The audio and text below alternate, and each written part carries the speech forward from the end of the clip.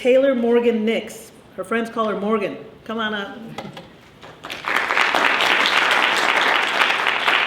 Let me tell you a little bit about her real quick. She goes to Plano West Senior High School. Her teacher is Ted Kincaid, and hers is the Transfiguration. This piece is an interpretation of the death of Christ, and I could go on, but first of all, I want to know what inspired you to, and she also used ink pen, which, I mean, look at that detail, unbelievable. I guess, Morgan, what inspired you to do this?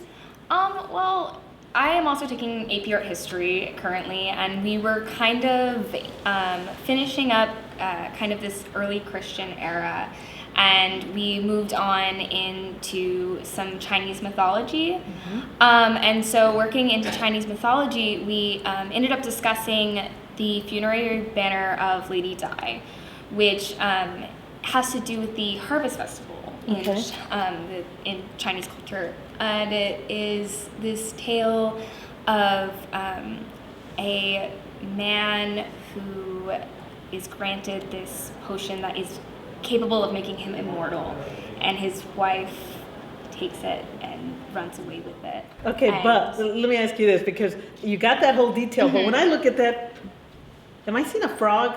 Yes. Okay, because I'm like going, how does Christ and that whole thing work in there? So she is transformed into a frog in this tale. The tale actually has many different interpretations of the story. So in this specific banner, that's the tale told.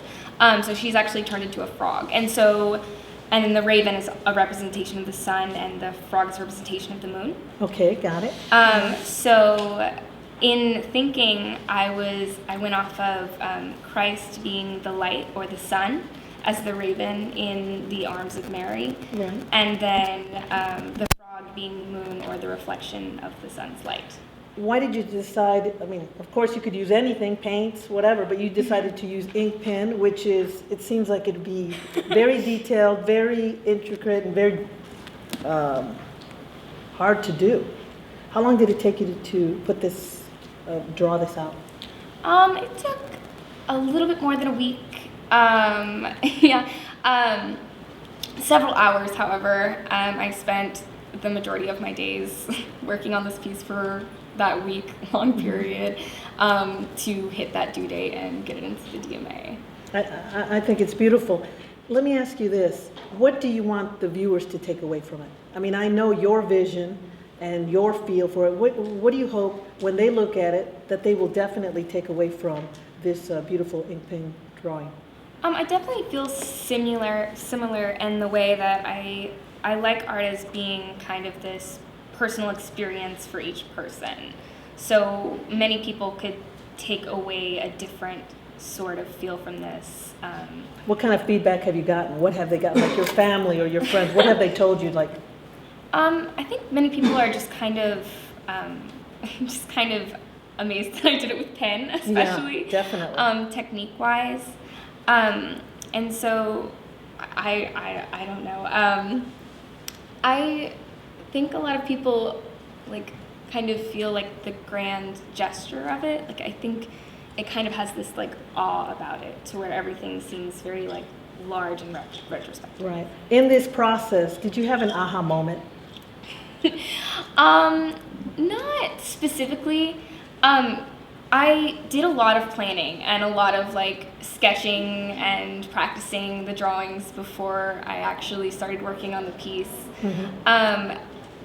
I kind of, I don't know. Are you glad you did this with an ink pen? Oh, yes. I love ink. I love ink pen.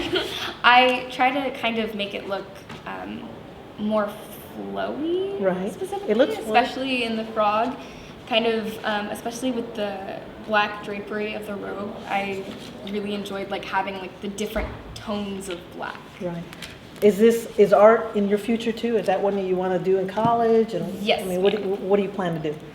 I plan to get a BFA in art, which is a Bachelor's of Fine Arts, and possibly do a graduate program in a specified major, but really I'd like to kind of experiment with a lot of different mediums and kind of figure out kind of where my calling is, but I'd like to kind of go where the wind takes me in that situation. I love flexibility. Thank you so much for sharing your story today.